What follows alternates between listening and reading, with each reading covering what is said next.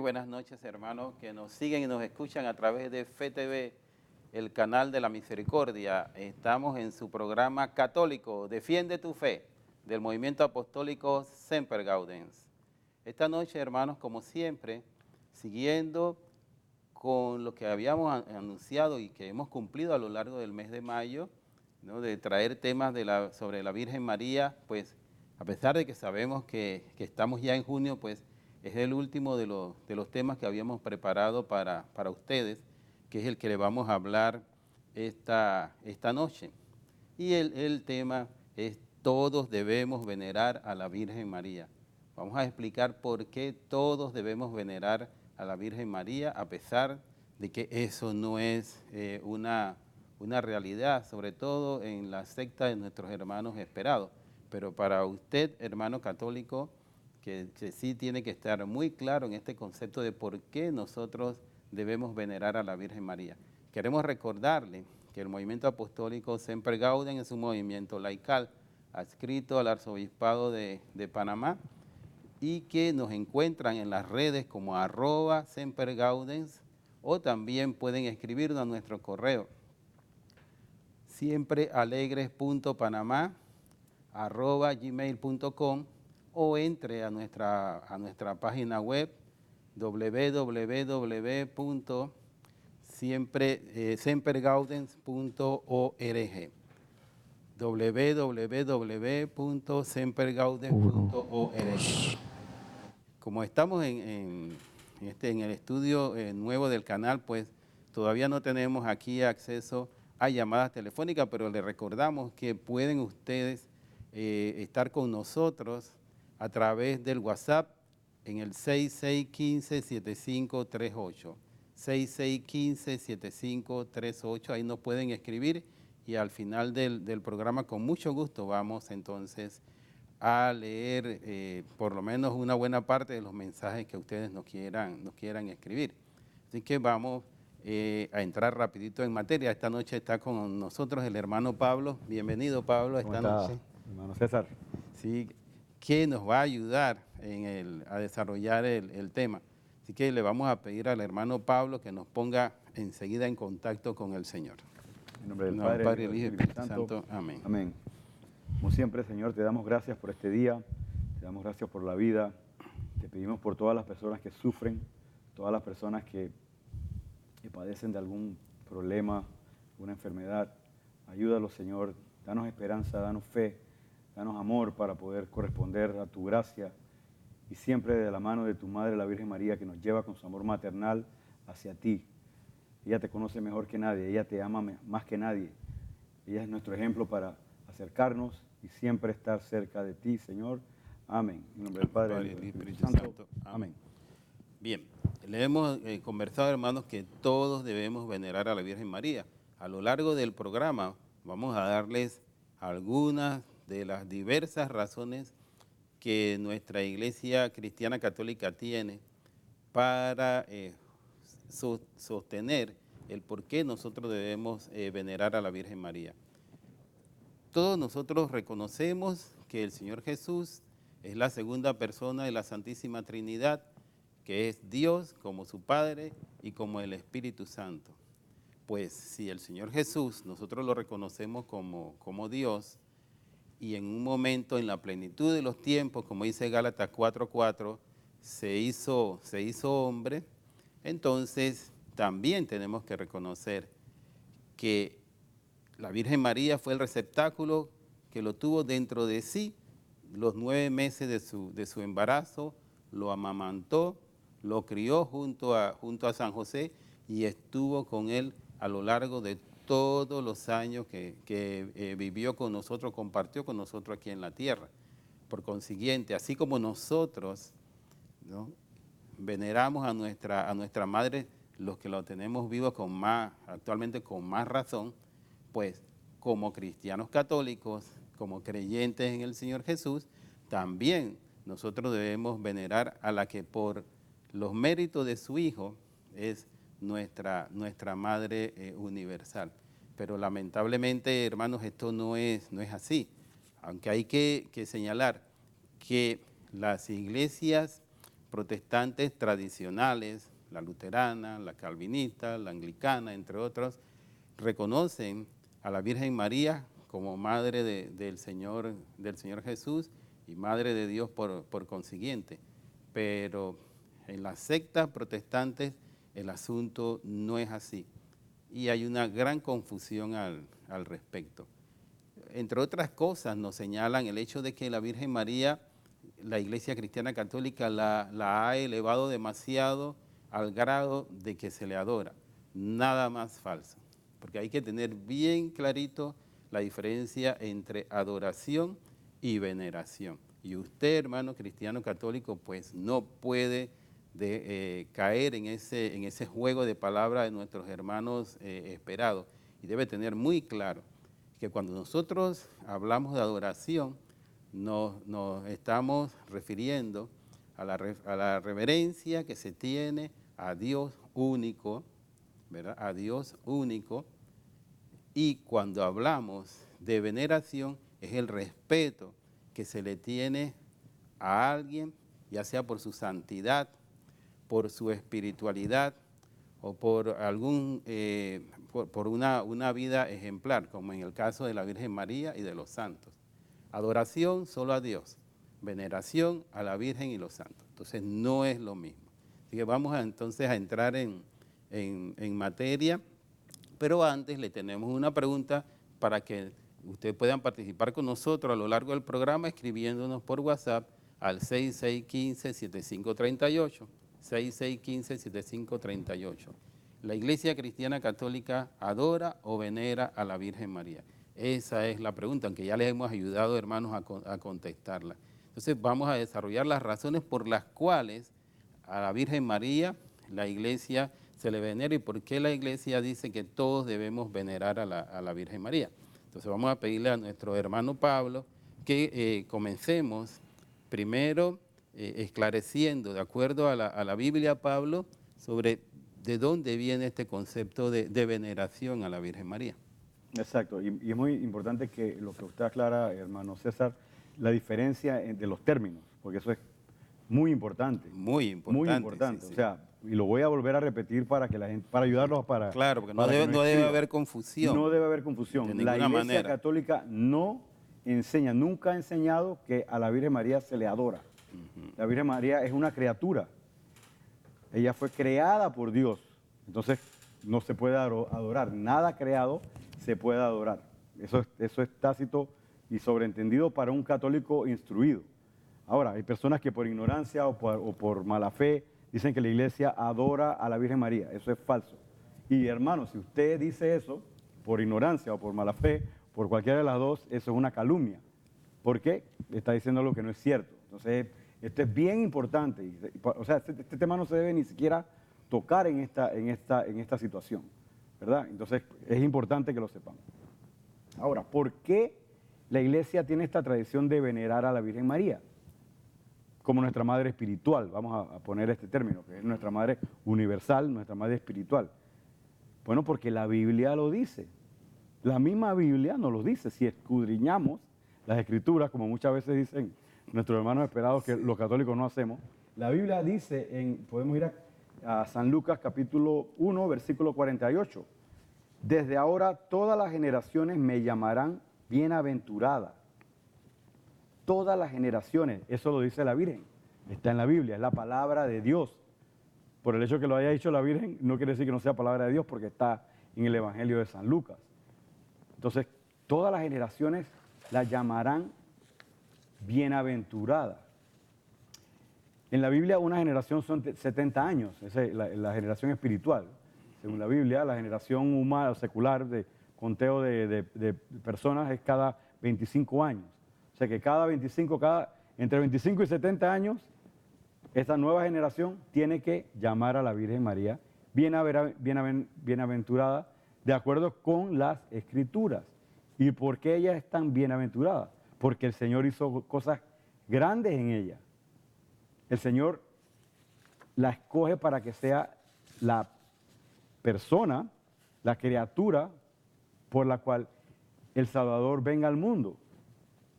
Y no es muchas veces reducimos esta misión a algo sí, eso fue, la Virgen, ella era buena gente y eso le puede pasar a cualquiera. No, Señor, este es el plan de Dios, este es el plan revelado por Dios. Entonces, reducir ese acontecimiento a algo relativamente mundano, como he escuchado muchas personas referirse a este hecho. La Virgen María, ella era buena gente, era la mamá de Jesús y yo la quiero mucho y ya, hasta ahí llegó. Entonces estamos menospreciando el plan de Dios.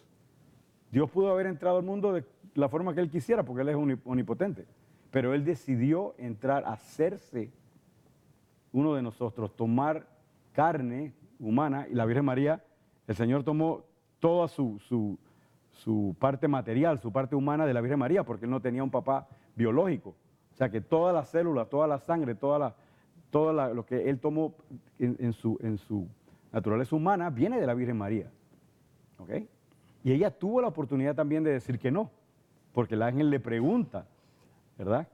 O le dice, ella pudo haber dicho, ¿sabes qué, ángel? Este problema, yo no necesito mucho, tengo muchos problemas en la vida, mejor yo no, búscate otro. Demasiado problema. Demasiado problema. Sí. Y en ese momento, Sí. una joven doncella que estaba encinta sin saber quién era el papá, la pena era la pena capital, según la ley de Así Moisés. es, claro. Era muerte a piedra, ¿no? A pedrada. Sí, a pedrada. Entonces, ella se jugó su vida hasta cierto punto, aceptando la voluntad de Dios.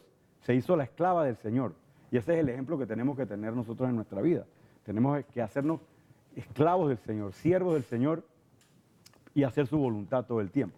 Sí, hermano Pablo, precisamente en la cita bíblica que estás mencionando, Lucas 1:48, cuando habla la Virgen María de que desde ahora todas las generaciones me llamarán bienaventurada, los hermanos esperados, sobre todo de la secta, dicen que eso que nosotros planteamos de que a ella se debe llamar bienaventurada no es correcto, porque ella misma se autollama bienaventurada. ¿Qué puede decirnos al respecto? ¿Será que la Virgen adivinó que ella iba a ser bienaventurada y en ese momento lo dijo? Bueno, la Biblia es la palabra de Dios.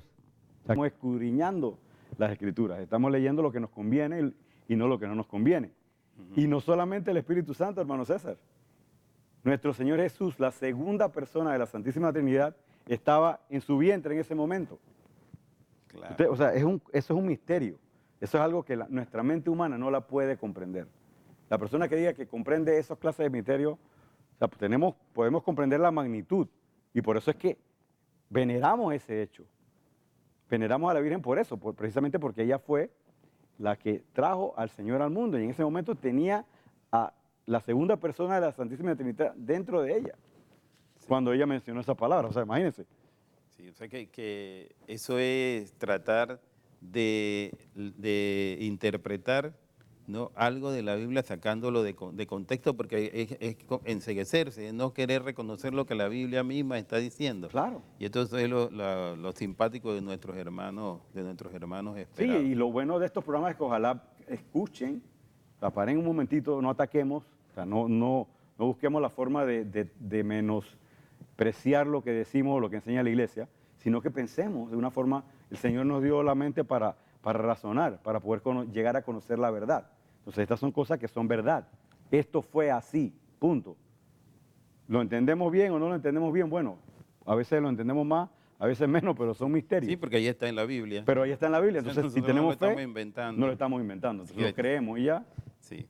Otra razón precisamente está en lo que estábamos señalando hace un ratito, con relación al momento en que la Virgen va a visitar a su prima Isabel, ¿no? Y el saludo de Isabel, ¿no? Le dice su prima Isabel en Lucas 1:43, para los que están anotando, y de dónde a mí que la madre de mi Señor venga a mí. Y de dónde a mí que la madre subrayado, de mi Señor subrayado, venga a mí. Y es que, ¿quién le reveló a Santa Isabel eso? O sea, Santa Isabel sabía que la Virgen María era la madre del Señor Jesús. Pues Santa Isabel ni siquiera sabía que la Virgen María estaba embarazada. Porque después de la anunciación del arcángel Gabriel. Dicen que dice la escritura según Lucas que ella fue, ¿no?, a visitar a su prima Isabel, que estaba ya próxima a dar a luz. O sea que Isabel, es más, Isabel ni siquiera, como dice la redacción del Evangelio de Lucas, ni siquiera alcanzó a ver a la Virgen María, solamente le oyó la voz a la Virgen María, y el versículo previo al que estamos nosotros citando habla de que el baby en el seno de Santa Isabel se movió, se agitó. Y luego entonces ella habla de que la madre de mi Señor. Es importante señalar que Yahvé o Kyrios, como era es el término en inglés que significa el Señor, en el Antiguo Testamento pues se hablaba de Yahvé como Señor. En el Nuevo Testamento el término de Señor se refiere al Señor Jesús, y es el término Kyrios que escribe Pablo, que es el término griego, ¿verdad? Es el término griego que quiere decir Señor. Y este saludo, pues, se refiere a Dios. Por eso es que Santa Isabel, primero que no sabía que la Virgen María estaba embarazada, y menos podía ella llamarla Madre de Dios. Por consiguiente, es el Espíritu Santo el que inspiró a Santa Isabel para saludar a María en ese término. Entonces, otra razón más por la que nosotros debemos venerarla, y a pesar de que nuestros hermanos esperados puedan decir que no es correcto llamar a María Madre de Dios, pues es el Espíritu Santo el que la está llamando Madre de Dios, así mismo como el arcángel Gabriel en citas previas a las que estamos nosotros señalando en el mismo primer capítulo de San Lucas, la saluda, ¿no? Y después le dice que el bebé que ella va a tener, ¿verdad?, es porque el Señor la va a cubrir con su sombra y el Espíritu Santo también va a actuar. Por eso es que le dice al final de esta cita bíblica que este bebé va a ser llamado Hijo de Dios, porque de hecho es el Hijo de Dios. Entonces ya tenemos un par de razones por las cuales venerar a la Virgen María. Otra razón nos la va a explicar el hermano Pablo de María, Arca de la Nueva Alianza. Bueno, la Virgen María, como vemos en la carta a los Hebreos, San Pablo nos dice que el Antiguo Testamento es una prefigura del Nuevo Testamento. En la Nueva Alianza, las cosas van a ser una mejor realidad que en la Antigua Alianza. Y se necesita una alianza nueva, porque si la alianza antigua hubiera sido perfecta, entonces no se necesitara la venida del Hijo de Dios al mundo a morir por nuestros pecados y salvarnos de la muerte. Eso es lo que creemos, ese es el fundamento del cristianismo. Entonces, es un resumen claro de cómo existe esta prefigura en el Antiguo Testamento y comparado con lo que pasa en el Nuevo Testamento, donde el Señor hace cumplir todas las promesas, todas las profecías, todas las palabras, todo se cumple en el Señor Jesús. Él no vino a abolir la ley ni a los profetas, Él vino a hacer cumplir todo. Entonces, en este contexto vemos cómo en el Antiguo Testamento el Arca de la Alianza era el lugar donde estaba, donde estaba Dios en la tierra, en la creación en ese momento. ¿Y qué contenía el Arca de la Alianza? El Arca de la Alianza contenía la palabra de Dios escrita en piedra, que le dio a Moisés en el monte Sinaí. Contenía la vara de Aarón, que había florecido, que le había dado el sacerdocio a Aarón, el hermano de Moisés, como primer sacerdote de la orden de los levitas, de la tribu de Leví, el sacerdocio del Antiguo Testamento. Y también contenía, y esto está en la carta de los Hebreos, no recuerdo el pasaje exactamente, el maná. Ellos agarraron un poquito del maná, que el maná era este pan que el Señor les daba en el desierto durante los 40 años que caminaron a través del desierto hasta llegar a la tierra prometida. Era este pan milagroso que bajaba del cielo. Entonces, ¿qué pasa? Los primeros cristianos ven a la Virgen María como el arca de la nueva alianza. Y uno va a decir, ¿pero por qué va a ser el arca de la nueva alianza? Pues en nuestro Señor Jesús tenemos una nueva alianza. Y el Señor Jesús dice a San Juan en el primer capítulo de su Evangelio, que el Señor Jesús es la palabra de Dios hecha carne, es el verbo de Dios hecho carne. el logos, la mente de Dios, el lenguaje de Dios, hecho carne y caminó entre nosotros, habitó entre nosotros. Entonces, ya no era la palabra de Dios escrita en piedra, sino hecha carne, ya nos hablaba. La voz del Señor es la verdad. Claro. Tu enseñanza es la verdad, ese es el Evangelio. Ahí está el primer componente, que es la ley. Segundo, el Señor Jesús es el sacerdote eterno, según también la carta de los Hebreos. Él está mediando por nosotros. En este momento Él está en el cielo mediando por nosotros al Padre, pidiéndole que perdone nuestros pecados gracias a lo que Él ganó por el mérito de su sacrificio en la cruz. Entonces, Él está mediando en el cielo en ese momento. Eso lo vemos en Apocalipsis también. El Cordero, como un Cordero como degollado que está delante del Padre. Entonces, Él es el sacerdote, el que media, el único mediador por nosotros. Y número 3, Él es el pan bajado del cielo, que nos dice San Juan en el capítulo 6, varias veces. Yo soy el pan que baja del cielo. No coman como no como sus padres que comieron el maná en el desierto y murieron. Los que comen de este pan vivirán para siempre y yo los resucitaré en el último día. Entonces, el Señor Jesús está diciendo que Él es el pan bajado del cielo. Estos 3 componentes que lo vemos ahora cumplidos en la nueva alianza fueron prefigurados en la antigua alianza. Y entonces por eso es que vemos que la Virgen María representa el arca de la nueva alianza en ese aspecto. Entonces, cuando uno ve la revelación de esa forma, muchos de los pasajes que a veces no comprendemos empiezan a tener sentido. Sentido, claro. El lugar donde mora el Señor en la tierra. La antigua alianza en el arca, en la nueva alianza a través de la Virgen María entra la palabra de Dios al mundo. Sí. Y esto vale la pena remarcarlo porque nuestros hermanos también tienen una gran confusión sobre eso y dicen que ese es otro invento nuestro. Y esa es otra cosa. La iglesia lo ha enseñado por 2000 años. O sea, los padres de la iglesia lo empezaron a enseñar, lo aprendieron de los apóstoles. O sea, que esto no es nuevo. Nosotros estamos repitiendo. Nosotros aquí no interpretamos la Sagrada Escritura. Claro. Nosotros repetimos lo que enseña la tradición apostólica, que está depositada en nuestra Santa Iglesia Católica. Y por eso tenemos seguridad. Yo no aquí estoy inventando nada, el doctor no está inventando nada. Y todo está en la Biblia, directa o indirectamente. Y hay que saber dónde encontrarlo. Sí, es que la confusión viene precisamente por el hecho de no leer la Biblia con la guía apostólica. Sí, claro, adecuadamente, o tratar de interpretarla por uno mismo, o como hacen la secta, pues la interpreta la cabeza de esa secta y 35.000 sectas que hay, 35.000 cabezas pensando, no puede ser de la misma manera. Por eso es la gran confusión. Y la gran división hermanos. También, cuando no están de acuerdo con las enseñanzas.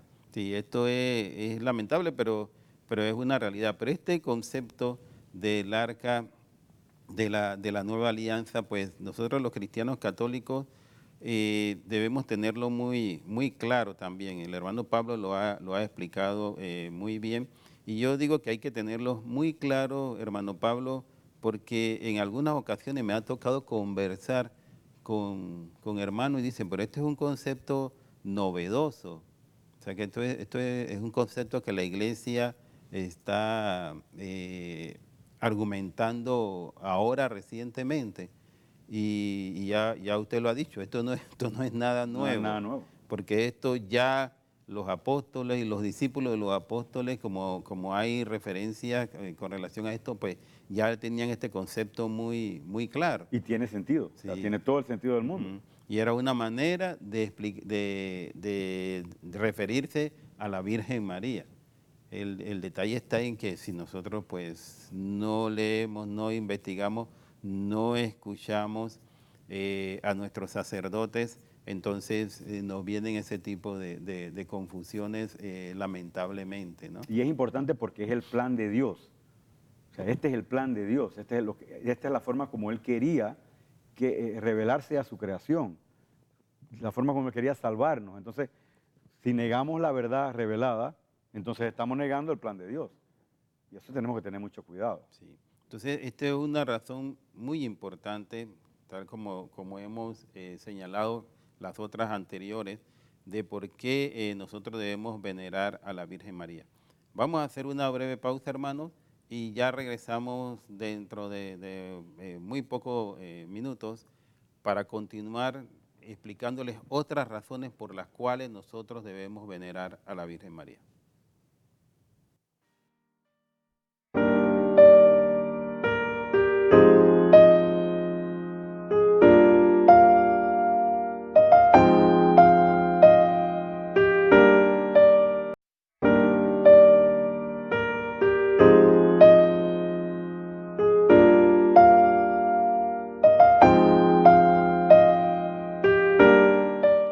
Estamos de vuelta, hermanos, con su programa Católico Defiende tu Fe, del Movimiento Apostólico Semper Gaudens. Estamos el día de hoy hablando de las razones por las cuales la Iglesia, la Santa Iglesia Cristiana Católica sostiene que todos debemos venerar a la Virgen María, independientemente de si somos católicos o no somos católicos, y mejor por nuestros hermanos que no son católicos, para que tengan claridad con relación a este tema. Estaba el hermano Pablo resumiendo lo que es María como arca de la nueva alianza, y vamos a pedirle entonces que haga un breve resumen de la explicación que él dio para que nuestros hermanos estén claritos de qué es este concepto de María como arca de la nueva alianza. Sí, en el Antiguo Testamento el Arca de la Alianza era el lugar que Dios había ordenado a Moisés donde moraba, estaba la presencia de Dios, estaba eventualmente la ley del Señor escrita en piedra. Ya vimos el sacerdocio de Aarón, vimos el maná, que era el pan bajado del cielo. En el Nuevo Testamento, entonces el Señor se hace carne, se hace uno de nosotros, su ley, su verbo, su logos, habita entre nosotros, ya no es solamente estos mandamientos en piedra. Y esa historia, bueno, si tuviéramos más tiempo, veríamos qué pasó con el Arca de la Antigua Alianza, porque es fascinante y en la historia todo esto que ha pasado. Sí. Es el pan bajado del cielo y es el sacerdote eterno, el sacerdote que está mediando por nosotros ante el Padre.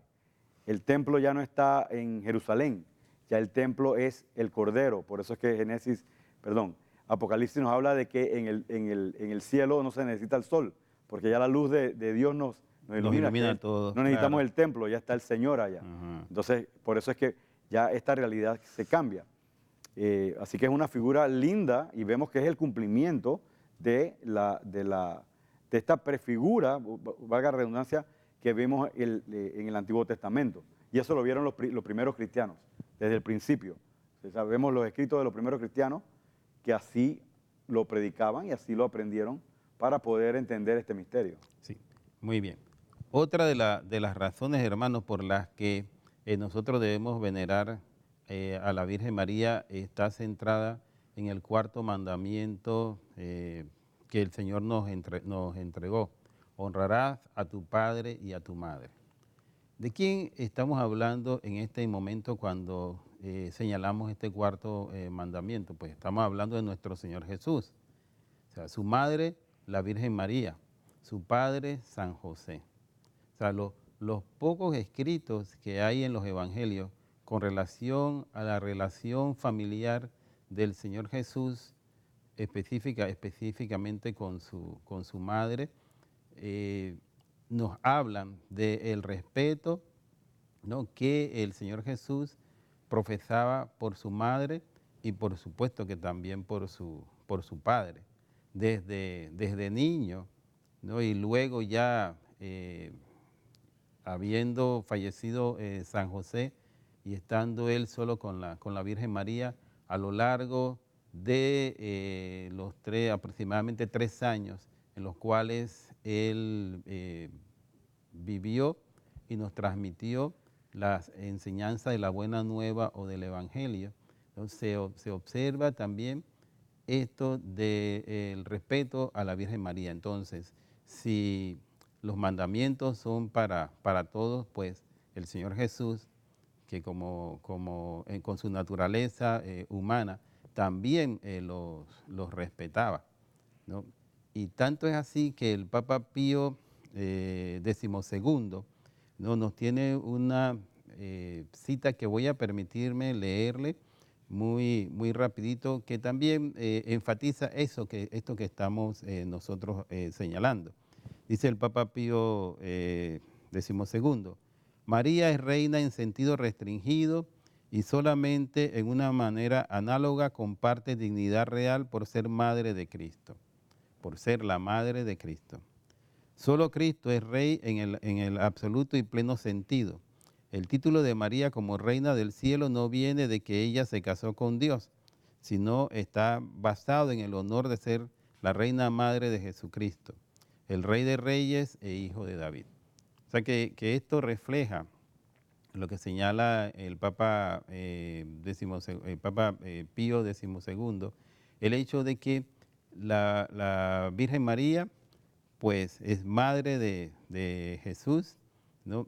Pero precisamente por los méritos del Señor Jesús es que ella es venerada como nosotros la veneramos, pero adicional a eso, el Señor Jesús siempre la respetó como su madre. Tanto es así que ya en los últimos momentos de su vida en la cruz, recordemos el pasaje de San Juan, donde él le encomienda precisamente a San Juan el cuidado de su madre, traduciendo entonces el simbolismo de la figura de San Juan como como toda la humanidad a la cual el Señor Jesús nos entrega a la Virgen María. Que esto es una figura que también es muy importante resaltarla y que lamentablemente, hermano Pablo, nuestros hermanos esperados, pues tampoco la quieren aceptar como tal,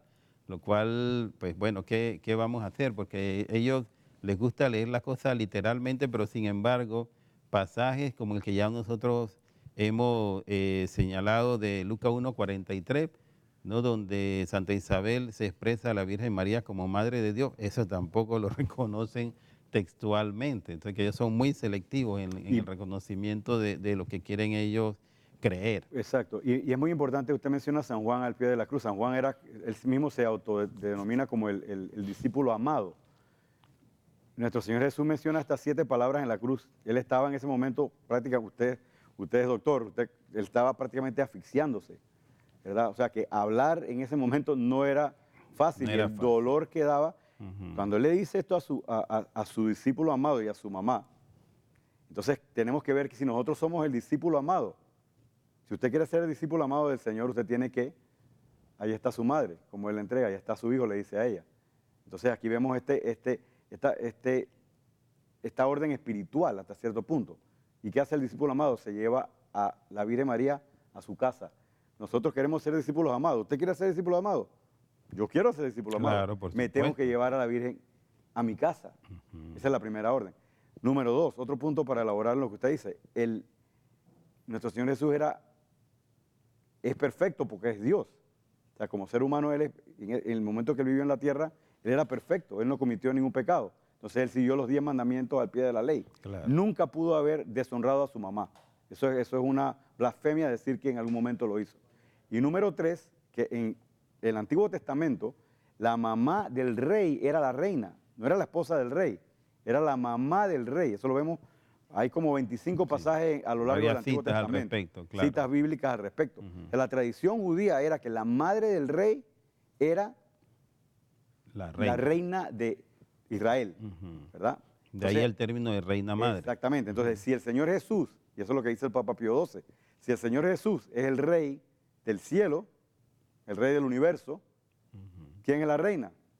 Su mamá. Su mamá. Es su mamá. Entonces, nosotros somos súbditos del rey, tenemos que honrar y venerar a su mamá, porque ella es la reina, según la tradición bíblica que viene desde el Antiguo Testamento y se cumple ahora en el Nuevo Testamento con el Rey de Reyes y Señor de Señores, que es nuestro Señor Jesús. Claro. Entonces tenemos ya, hemos enumerado varias razones por las cuales hay que venerar a la Virgen María como Madre nuestra, Madre de todos nosotros.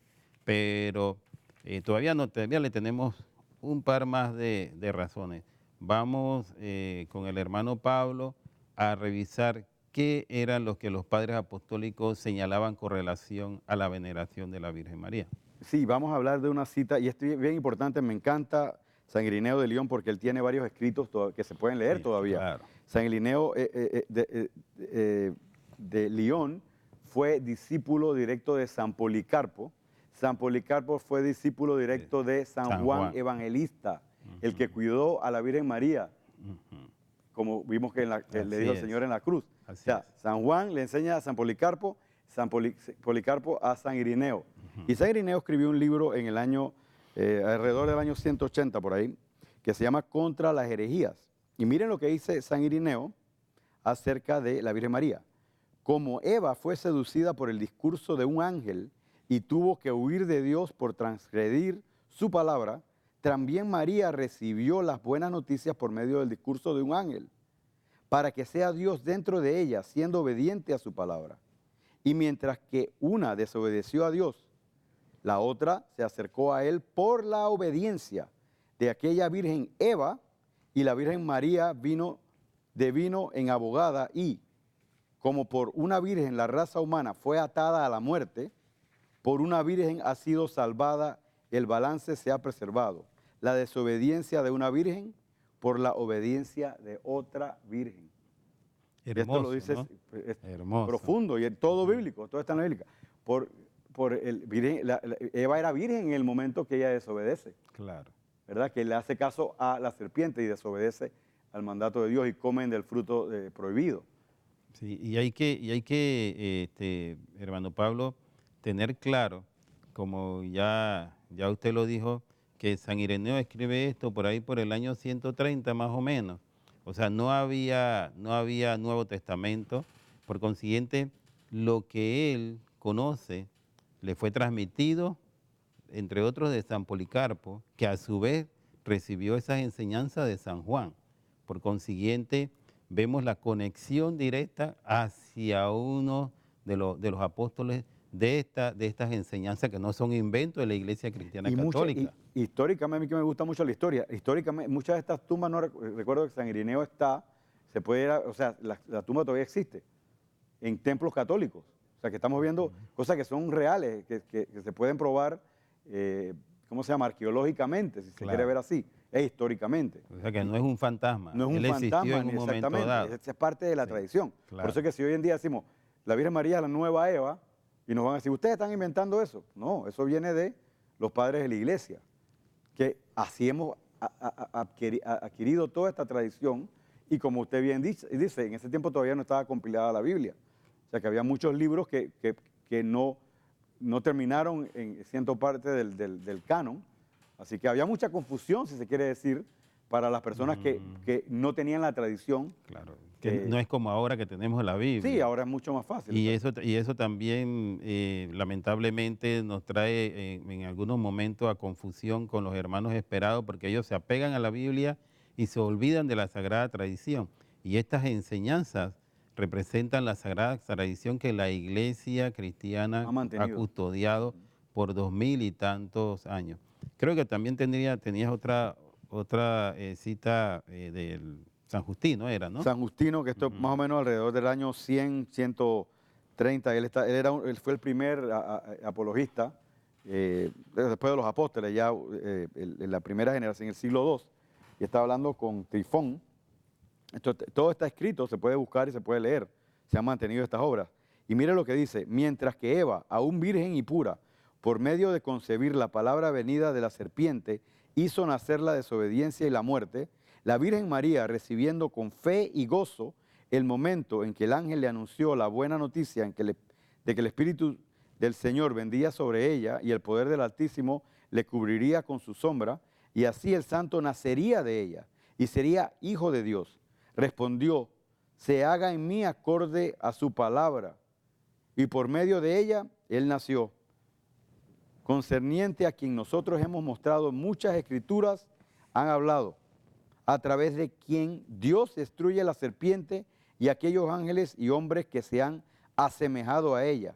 Y por otro lado, obra la liberación de la muerte para quienes se arrepienten de sus malas acciones y creen en Él. Esto es un resumen de la historia del cristianismo, de la esencia del cristianismo, vamos a decir. Y vemos a la Virgen María en el centro, cómo el pecado entra al mundo a través de una virgen, Eva, y pasan todas estas desgracias que han pasado y toda la muerte y los pecados por la desobediencia, ahora el Señor decide entrar a su creación para salvarnos a través de una virgen y por la obediencia de la virgen. Ese era el lema de la JMJ. Claro. Hágase en mí según su palabra. O sea, es la obediencia plena. Inclusive la JMJ decía sierva, pero el griego original se traduce a esclava. O sea, que el Señor estaba, la Virgen dijo, yo me voy a hacer la esclava de la voluntad del Señor, que es lo que tenemos que hacer. O sea, que ella fue la cristiana perfecta. O sea, porque hizo exactamente la voluntad de Dios. Y ella fue la primera cristiana. Entonces, y en el momento que el Señor muere en la cruz, todos lo abandonan. La única que mantuvo la fe fue ella, que lo recibe cuando lo bajan de la cruz y lo ponen en el sepulcro. Y ella sabía que ese era el Hijo de Dios, su Hijo. Sí. Entonces, no había duda. Ese es nuestro ejemplo. Sí, y ella también sabía, como le dijo Simeón cuando fue presentado el Señor Jesús en el templo, que una espada le atravesará el alma, le dijo San Simeón a ella. Y sabiendo todo esto de antemano, dijo el sí. ¿Verdad? Por eso es que nosotros tenemos que venerar, hermanos, a la Virgen María. Ya le hemos dado múltiples razones. Uno de los puntos controversiales, podemos llamarle así, ¿no? Con relación a la veneración a la Virgen María, es el hecho de que dicen algunos hermanos esperados que la Virgen María está dormida, que la Virgen María no está en el cielo. Pero precisamente ya ahora mirando a los que iniciaron el movimiento de separación en el siglo XVI de la Iglesia Cristiana Católica, a los que conocemos nosotros como protestantes, la cabeza de este movimiento, Martín Lutero, que fue un fiel creyente de la Virgen María, en el sermón, en la fiesta de la visitación, con relación a la fiesta de la visitación en 1537, exclamó: no queda duda de que María está en el cielo. O sea, no lo estamos diciendo nosotros, hermano Pablo, lo está diciendo Martín Lutero. El primer protestante. Sí, el que encabezó toda esta revuelta, ¿no? El monje agustino Martín Lutero, que ya después obviamente dejó de ser monje agustino para convertirse en el líder del movimiento protestante, pero él siempre estuvo muy claro en lo que era la Virgen María. Y su colega en ese sentido, Juan Calvino, también en un escrito de él nos dijo: es indudable que el profeta habla de una auténtica virgen que ha de concebir no según las normas de la naturaleza, sino a través de la actuación de gracia del Espíritu Santo. Este es el misterio que Pablo magníficamente ensalza. Dios ha aparecido en la carne. O sea que también nos señala la virtud de la Virgen María por los méritos del Señor Jesús como madre del Señor Jesús.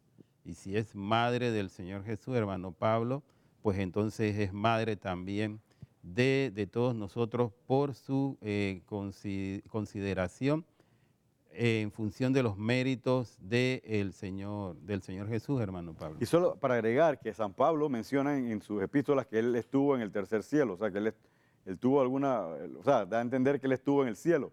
Y en otro momento él dice que él preferiría estar con el Señor Jesús, pero que es mejor para nosotros, o para en ese caso los cristianos de esa época, que estuviera con ellos un poco más.